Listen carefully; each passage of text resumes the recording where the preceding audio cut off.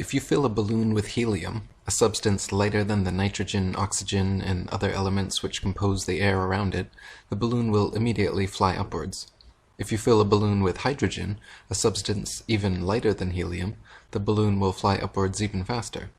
If you blow a dandelion seed out of your hands, a substance just barely heavier than the air, it will float away and slowly but eventually fall to the ground. And if you drop an anvil from your hands, something much heavier than the air, it will quickly and directly fall straight to the ground. Now this has absolutely nothing to do with gravity. The fact that light things rise up and heavy things fall down is simply a natural property of weight and density. That is very different from gravity. Gravity is a hypothetical magnetic-like force possessed by large masses which Isaac Newton needed to help explain the heliocentric theory of the universe. Lady Blunt says, most people in England have either read or heard that Sir Isaac Newton's theory of gravitation was originated by his seeing an apple fall to the earth from a tree in his garden. Persons gifted with ordinary common sense would say that the apple fell down to earth because, bulk for bulk, it was heavier than the surrounding air. But if, instead of the apple, a fluffy feather had been detached from the tree, a breeze would probably have sent the feather floating away, and the feather would not reach the earth until the surrounding air became so still that, by virtue of its own density, the feather would fall to the ground. Wilbur Voliva, a famous flat-earther in the early 20th century, gave lectures all over America against Newtonian astronomy. He would begin by walking on stage with a book, a balloon, a feather, and a brick, and ask the audience, "How is it that a law of gravitation can pull up a toy balloon and cannot put up a brick? I throw up this book. Why doesn't it go on up? That book went up as far as the force behind it forced it, and it fell because it was heavier than the air, and that is the only reason. I cut the string of a toy balloon. It rises, gets to a certain height, and then it begins to settle. I take this brick and a feather. I blow the feather. Yonder it goes. Finally, it begins to settle and comes down. This brick goes up as far as the force forces it, and then it comes down because it is heavier than the air. That is all." David Wardlaw Scott says, "Any object which is heavier than the air, and which is unsupported, has a natural tendency to fall by its own weight. Newton's famous apple at Woolsthorpe, or any other apple when ripe, loses hold of its stalk, and being heavier than the air, drops as a matter of necessity to the ground, totally irrespective of any attraction of the earth. For if such attraction existed, why does not the earth attract the rising smoke, which is not nearly so heavy as the apple? The answer is simple, because the smoke is lighter than the air, and therefore does not fall but ascends. Gravitation is only a subterfuge employed by Newton in his attempt to prove that the earth revolves around the sun, and the quicker it is relegated to the tomb of all the Capulets, the better will it be for all classes of society." Thomas Winship says, "The law of gravitation is said by the advocates of the Newtonian system of astronomy to be the greatest discovery of science, and the foundation of the whole of modern astronomy. If, therefore, it can be shown that gravitation is a pure assumption, and an imagination of the mind only, that it has no existence outside of the brains of its expounders and advocates, the whole of the hypothesis of this modern so-called science fall to the ground as flat as the surface of the ocean, and this most exact of all sciences, this wonderful feat of the intellect, becomes at once the most ridiculous superstition and the most gigantic imposture to which ignorance and credulity could ever be exposed." Einstein's theory of relativity and the entire heliocentric model of the universe hinge upon Newton's law of gravitation. Heliocentrists claim that the sun is the most massive object in the heavens, more massive even than the earth, and therefore the earth and other planets, by law, are caught up in the sun's gravity and forced to orbit perpetual circles and ellipses around it. They claim that gravity also somehow allows people, buildings, the oceans, and all of nature to exist on the underside of their ball earth without falling off. Now, even if gravity did exist, why would it cause both planets to orbit the sun and people to stick to the Earth? Gravity should either cause people to float in suspended circular orbits around the Earth, or it should cause the Earth to be pulled and crashed into the sun. What sort of magic is gravity that it can glue people's feet to the ball Earth while causing Earth itself to revolve ellipses around the sun? The two effects are very different, yet the same cause is attributed to both. Furthermore, this magnetic-like attraction of massive objects gravity is purported to have can be found nowhere in the natural world. There is no example in nature of a massive sphere or any other shaped object which, by virtue of its mass alone, causes smaller objects to stick to or orbit around it. There is nothing on Earth massive enough that it can be shown to cause even a dust bunny to stick to or orbit around it. Try spinning a wet tennis ball or any other spherical object with smaller things placed on its surface, and you will find that everything falls or flies off and nothing sticks to or orbits around it. To claim the existence of a physical law without a single practical evidential example is hearsay, not science. Lady Blunt and Albert Smith wrote, "That bodies in some instances are seen to approach each other is a fact, but that their mutual approach is due to an attraction or pulling process on the part of these bodies is, after all, a mere theory. Hypotheses may sometimes be admissible, but when they are invented to support other hypotheses, they are not only to be doubted, but discredited and discarded. The hypothesis of a universal force called gravitation is based upon, and was indeed invented with a view to support another hypothesis, namely that the earth and sea together make up a vast globe whirling away through space, and therefore needing some force or forces to guide it in its mad career, and so control it as to make it conform to what is called its annual orbit round the sun. The theory, first of all, makes the earth to be a globe, then not a perfect globe, but an oblate spheroid, flattened at the poles, then more oblate, until it was in danger of becoming so flattened that it would be like a cheese, and passing over minor variations of form, we are finally told that the earth is pear-shaped, and that the ellipsoid has been replaced by an apoid. What shape it may assume next, we cannot tell. It will depend upon the whim or fancy of some astute and speculating scientist. How is it that gravity is so strong that it can hold all the oceans, buildings, and people stuck to the underside of the ball Earth, but so weak that it allows birds, bugs, smoke, and balloons to casually evade its grips completely? How is it that gravity holds our bodies clung to the underside of a ball Earth, but yet we can easily raise our legs and arms, walk or jump, and feel no such constant downward pulling force? How is it that gravity can cause planets to revolve elliptical orbits around a single center of attraction? Ellipses by nature require two foci, and the force of gravitation would have to regularly increase and decrease to keep planets in constant orbit and prevent pulling them into direct collision courses. Thomas Winship says that the sun's path is an exact circle for only about 4 periods in a year, and then of only a few hours at the equinoxes and solstices, completely disproves the might have been of circular gravitation, and by consequence all of gravitation. If the sun were of sufficient power to retain the earth in its orbit when nearest the sun, when the earth arrived at that part of its elliptical path farthest from the sun, the attractive force, unless very greatly increased, would be utterly incapable of preventing the earth rushing away into space in a right line forever, as astronomers say.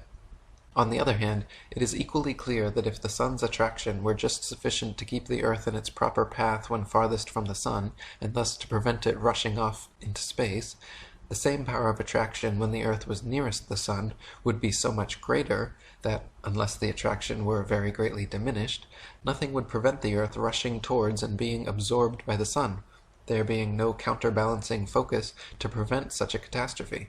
As astronomy makes no reference to the increase and diminution of the attractive force of the sun, called gravitation, for the above necessary purposes, we are again forced to the conclusion that the great discovery of which astronomers are so proud is absolutely non-existent. And N. Crossland says, We are asked by the Newtonian to believe that the action of gravitation, which we can easily overcome by the slightest exercise of volition in raising a hand or foot, is so overwhelmingly violent when we lose our balance and fall a distance of a few feet, that this force, which is imperceptible under usual conditions, may, under extraordinary circumstances, cause the fracture of every limb we possess. Common sense must reject this interpretation. Gravitation does not furnish a satisfactory explanation of the phenomena here described, whereas the definition of weight already given does, for a body seeking in the readiest manner its level of stability would produce precisely the result experienced.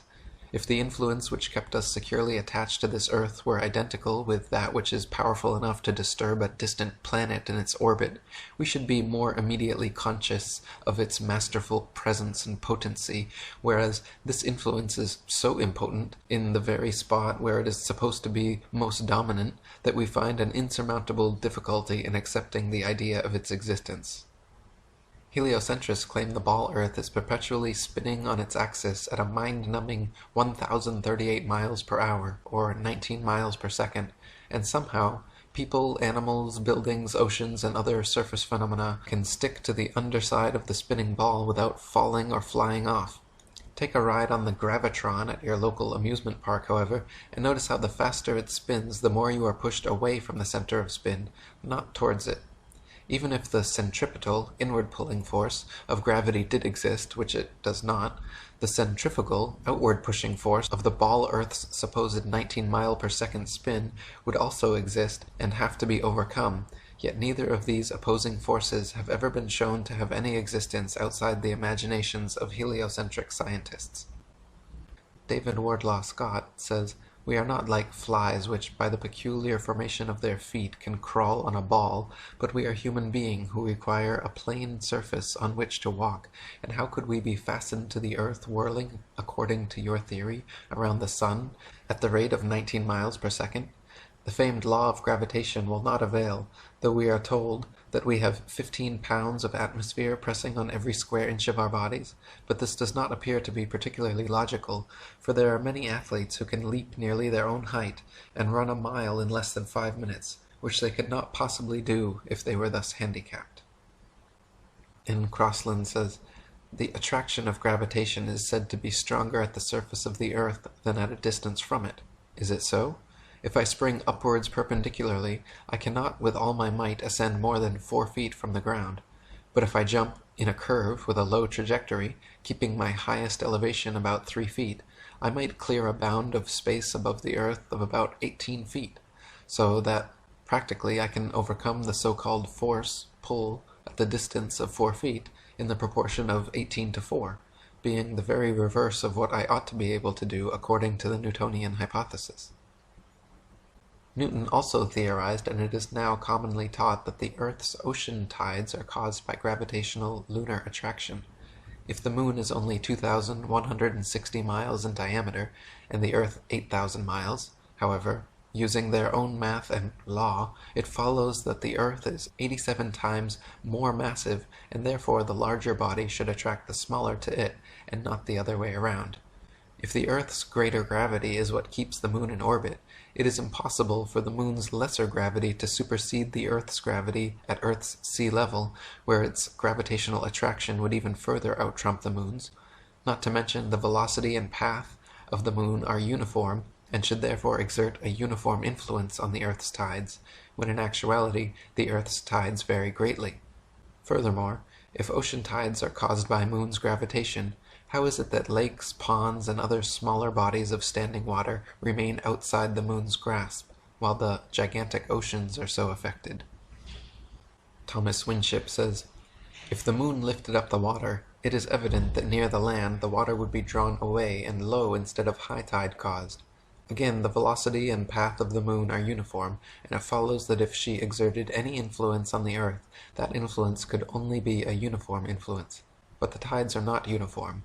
At Port Natal the rise and fall is about 6 feet, while at Beira, about 600 miles up the coast, the rise and fall is 26 feet. This effectually settles the matter that the moon has no influence on the tides. Tides are caused by the gentle and gradual rise and fall of the earth on the bosom of the mighty deep.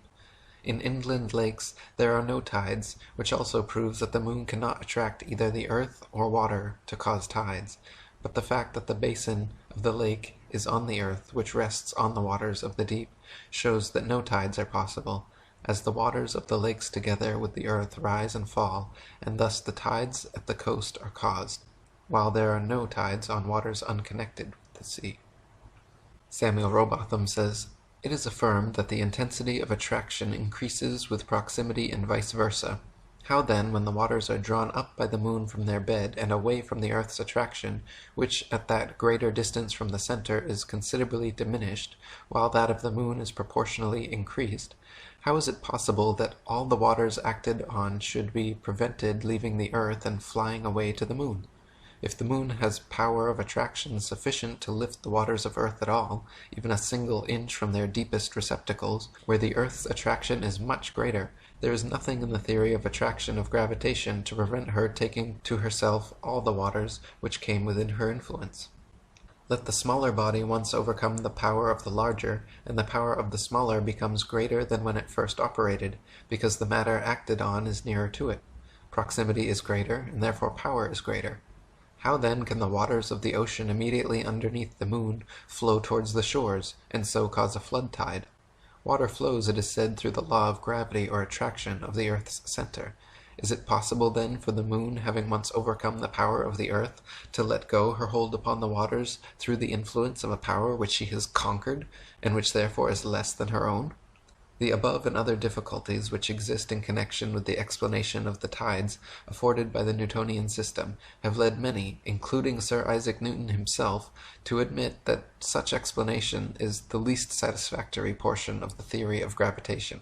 Thus we have been carried forward by the sheer force of evidence to the conclusion that the tides of the sea do not arise from the attraction of the moon, but simply from the rising and falling of the floating earth in the waters of the great deep.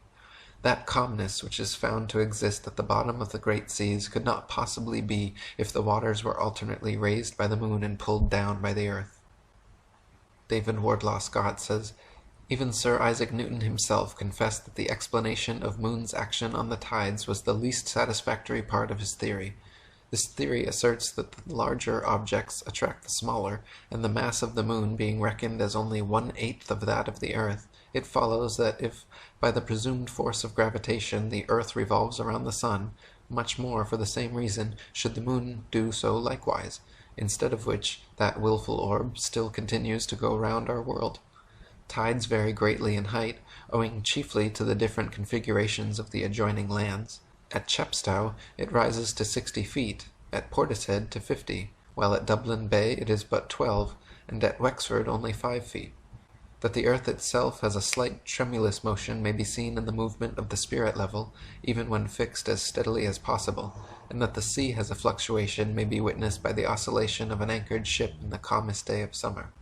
By what means the tides are so regularly affected is at present only conjectured. Possibly it may be by atmospheric pressure on the waters of the great deep, and perhaps even the moon itself, as suggested by the late Dr. Rowbotham, may influence the atmosphere, increasing or diminishing its barometric pressure, and indirectly the rise and fall of earth in the waters." Samuel Rowbotham says, "Bearing this fact in mind, that there exists a continual pressure of the atmosphere upon the earth, and associating it with the fact that the earth is a vast plain stretched out upon the waters, and it will be seen that it must of necessity slightly fluctuate or slowly rise and fall in the water. As by the action of the atmosphere the earth is slowly depressed, the water moves towards the receding shore and produces the flood tide, and when by the reaction of the resisting ocean medium the earth gradually ascends and the waters recede, and the ebb tide is produced. This is the general cause of tides. Whatever peculiarities are observed, they may be traced to the reaction of channels, bays, headlands, and other local causes. That the earth has a vibratory or tremulous motion, such as must necessarily belong to a floating and fluctuating structure, is abundantly proved by the experience of astronomers and surveyors. If a delicate spirit level be firmly placed upon a rock or upon the most solid foundation which it is possible to construct, the very curious phenomenon will be observed of constant change in the position of the air bubble. However carefully the level may be adjusted and the instrument protected from the atmosphere, the bubble will not maintain its position many seconds together. A somewhat similar influence has been noticed in astronomical observatories, where instruments of the best construction and placed in the most approved positions cannot always be relied upon without occasional readjustment. In the past several decades, NASA has shown video of astronauts supposedly in low Earth orbit experiencing complete weightlessness or zero gravity. How is this weightless effect achieved if gravity doesn't exist? As it turns out, for the past several decades, NASA, together with Boeing, have been perfecting so-called zero-G planes and zero-G maneuvers, which are able to produce weightlessness at any altitude. Aboard modified Boeing 727s, specially trained pilots perform aerobatic maneuvers known as parabolas. Planes climb with a pitch angle of 45 degrees using engine thrust and elevator controls. Then, when maximum height is reached, the craft is pointed downward at high speed. The period of weightlessness begins while ascending and lasts all the way up and over the parabola until reaching a downward pitch angle of 30 degrees, at which point the maneuver is repeated. Therefore, all NASA's footage of astronauts aboard space shuttles or the International Space Station can be easily hoaxed and simulated in Earth atmosphere aboard a zero-G plane. In fact, watching footage of zero-G plane flights alongside footage of NASA astronauts, supposedly floating around their space shuttles and space stations, no observable difference can be seen between the two. Astronomers claim to have measured all the planets' distances, shapes, orbits, weights, relative positions, and times of revolution, all based on the law of gravitation, and without gravity, their entire cosmology folds under its own weight. Without gravity, people cannot stand upside down on a ball Earth. Without gravity, the Earth and planets cannot be revolving around the Sun. Without Newtonian gravitation, Einsteinian relativity, Copernican heliocentricity, and the entire Big Bang Ball Earth mythos cannot exist and falls to pieces. Gravity, both metaphorically and quite literally, just does not hold any water, not as a sound theory of cosmology, and not as a law supposedly responsible for holding in the world's oceans. William Carpenter says, "Man's experience tells him that he is not constructed like the flies that can live and move upon the ceiling of a room with as much safety as on the floor, and since the modern theory of a planetary Earth necessitates a crowd of theories to keep company with it, and one of them is that men are really bound to the Earth by a force which fastens them to it like needles round a spherical lodestone, a theory perfectly outrageous and opposed to all human experience, it follows that unless we can trample upon common sense and ignore the teachings of experience, we have an evident proof that Earth is not a globe.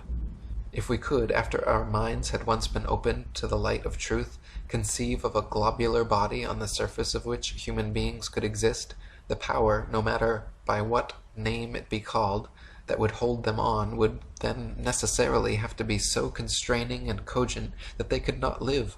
The waters of the oceans would have to be a solid mass, for motion would be impossible. But we not only exist, but live and move, and the water of the oceans skips and dances like a thing of life and beauty. This is a proof that the Earth is not a globe." Gerard Hickson said, "Nearly 100 years ago Kepler suggested that some kind of unknown force must hold the Earth and the heavenly bodies in their places, and now Sir Isaac Newton, the greatest mathematician of his age, took up the idea and built the law of gravitation. The name is derived from the Latin word gravis, which means heavy, having weight, while the law of gravitation is defined as that mutual action between masses of matter by virtue of which every such mass tends toward every other with a force varying directly as the product of the masses and inversely as the square of their distances apart. Reduced to simplicity, gravitation is said to be that which attracts everything towards every other thing. That does not tell us much, and yet the little it does tell us is not true, for a thoughtful observer knows very well that everything is not attracted towards every other thing. The definition implies that it is a force, but it does not say so, for that phrase mutual action is ambiguous and not at all convincing. Gabrielle Henriette says, "The system of gravitation which makes the sun the moving center of the universe, the awkward principles of which are anything but certain since they apply to invisible circumstances so that they cannot be checked, is here replaced by the old geocentric system universally accepted until the 17th century, in view, of course, of its undisputable obviousness, and in which the Earth, in a state of immobility and surrounded by the planets visibly moving round it, including the Sun, is at the center of our universe. These two facts, which explain almost everything, are firstly the positive existence above the Earth of a solid dome constituting the sky, and secondly the non-material nature of the planets and constellations, which are not physical masses, but merely luminous manifestations without substance. These are the two circumstances which lead today to the fundamental transformation of astronomy. And Professor Bernstein, in his Letters to the British Association, writes, "The theory that motions are produced through material attraction is absurd. Attributing such a power to mere matter, which is passive by nature, is a supreme illusion. It is a lovely and easy theory to satisfy any man's mind, but when the practical test comes, it falls all to pieces and becomes one of the most ridiculous theories to common sense and judgment ever conceived."